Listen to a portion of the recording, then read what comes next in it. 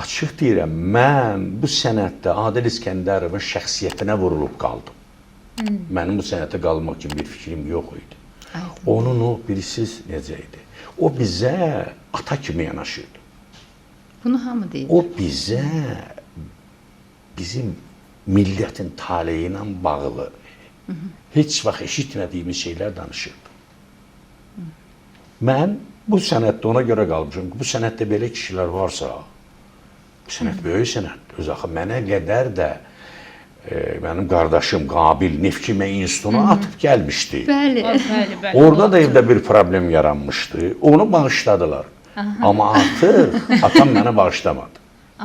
Elə bil ki, onun mənlə bağlı yəqin ki, xüsusi bir planları var idi. Arzuları olub. Görmək istəyirlər. Ona çox ağır təsir elədi. O məni bağışlamadı. Öldüyü günə də mən qədər də məndən danışmadı. Yəni mənim sənətə gəlişim bu şəkildə olub.